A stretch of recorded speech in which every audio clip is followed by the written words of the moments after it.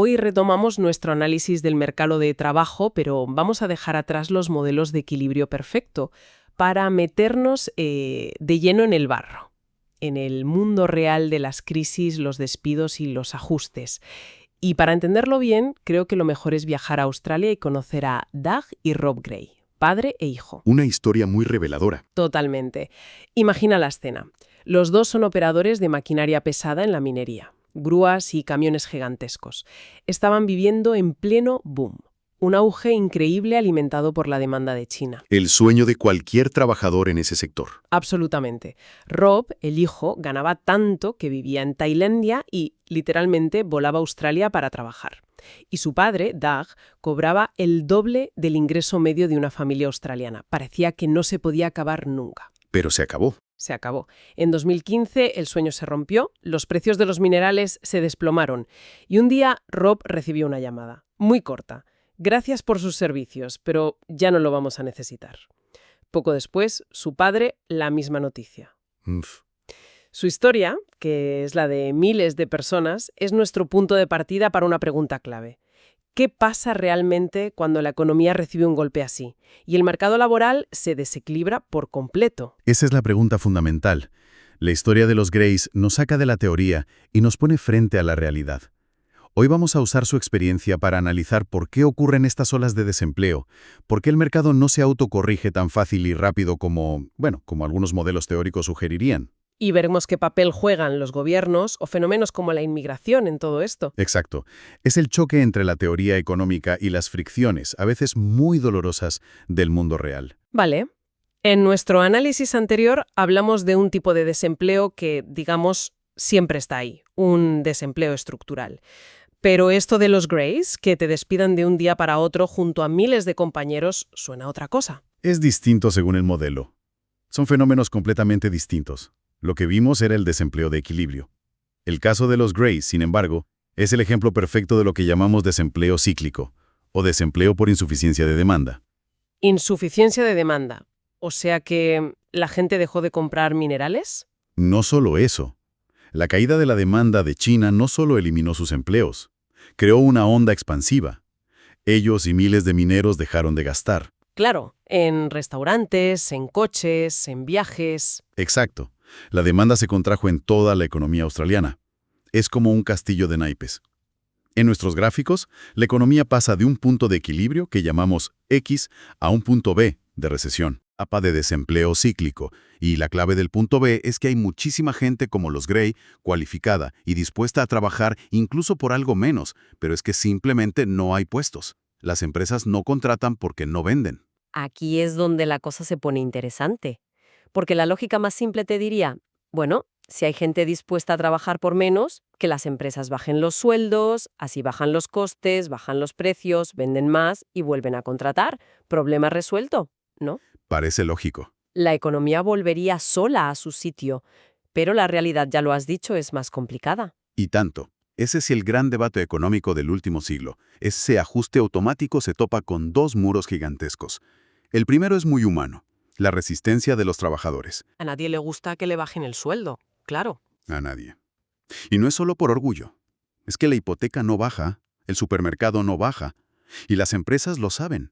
Saben que un recorte de sueldo generalizado puede hundir la moral, provocar huelgas o lo que se llama trabajo lento. Que la gente va a trabajar, pero no trabaja. O hace lo mínimo. Exacto. La productividad se desploma.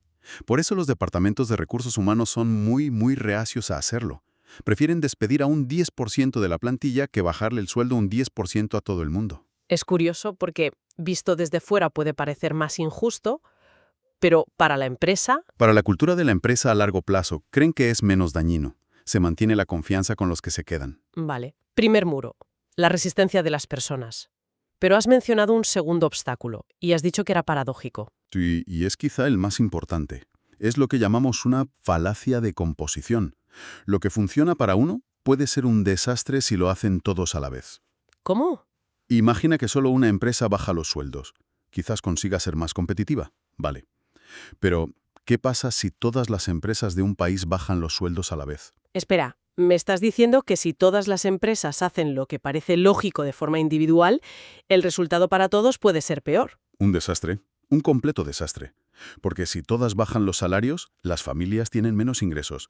Y si tienen menos ingresos, Gastan menos. y la demanda agregada que ya estaba por los suelos se hunde todavía más. Y encima, si la gente ve que los precios empiezan a caer, puede que posponga compras importantes. ¿Para qué comprar el coche hoy si en 6 meses estará más barato? Es un círculo vicioso, una espiral. Exacto. La economía puede quedarse atrapada en ese punto B de paro altísimo durante años.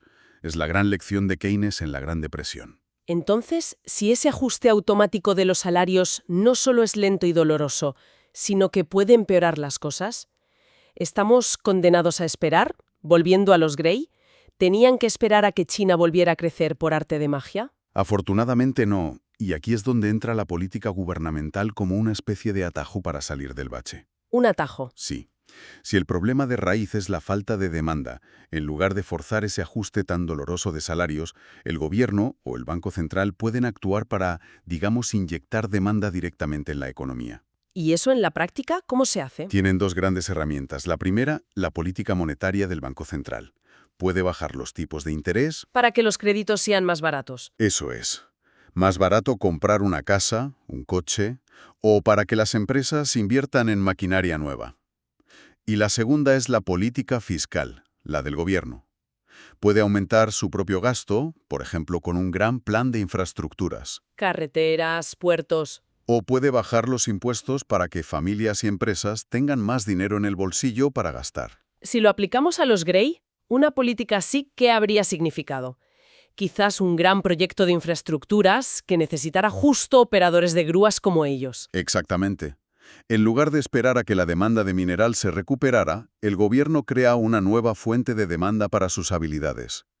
El objetivo es el mismo, atacar la raíz del problema, la falta de gasto. Al estimular la demanda, las empresas vuelven a vender. Y si venden, en lugar de despedir, empiezan a pensar en contratar para producir más. Y así se empuja a la economía desde ese punto B, de vuelta hacia el equilibrio X. Pero, y esto es lo importante, por un camino mucho menos doloroso. Entendido. El gobierno inyecta demanda. Pero, ¿y si el problema no es que falte demanda, sino que de repente parece que sobra gente? Y esto me lleva a un debate clásico y muy polarizado. La inmigración. Ajá. Ahí la idea es que llega una nueva oferta de trabajo. ¿Cómo encaja eso en este modelo? Es una pregunta excelente, porque es un choque de naturaleza totalmente distinta. Ya no es un choque de demanda, sino un choque de oferta. Y el modelo, la verdad, describe un proceso en 2 fases que ofrece una visión mucho más matizada que el debate típico de «nos quitan el trabajo». De acuerdo. Vamos a ver esas 2 fases. ¿Qué ocurre justo después de que llegue un número importante de inmigrantes? A corto plazo, el impacto se parece a lo que la intuición de mucha gente sugiere. La fuerza laboral aumenta de golpe. Hay más gente compitiendo por los mismos trabajos. ¿Más competencia? Sí. Y eso aumenta lo que el modelo llama el coste de perder el empleo. Si te despiden, ahora es más difícil encontrar otro trabajo. Esto, a su vez, reduce el poder de negociación de todos los trabajadores, no solo de los que llegan. Vale. Como consecuencia, la curva de fijación de salarios se desplaza hacia abajo. En la práctica, esto significa que las empresas pueden conseguir el mismo esfuerzo pagando un salario real un poco más bajo. Así que sí, el impacto inicial que predice el modelo es una caída de los salarios y un aumento del desempleo. O sea que esa percepción inicial de que puede haber una presión a la baja en los sueldos no es, según el modelo, una idea descabellada. Pero has dicho que esa es solo la primera fase. Exacto, es solo el principio de la historia. Y aquí entra el largo plazo. Esa caída inicial de los salarios, si lo miras desde el punto de vista de la empresa, significa una cosa: sus costes laborales se reducen. Y si bajan los costes, pero los precios de ventas se mantienen, Sus beneficios aumentan. y unos beneficios más altos son la señal más potente para un empresario. Es una luz verde para expandirse. Tiene lógica. Si a tu empresa le va mucho mejor, lo normal es que quieras crecer. Precisamente.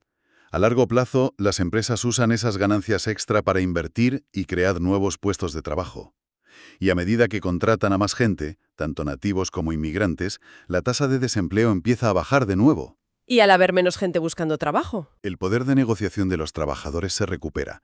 Y los salarios empiezan a subir otra vez. La economía se mueve a lo largo de esa nueva curva de salarios, pero hacia un punto con mucho más empleo. Un momento, que aquí me pierdo.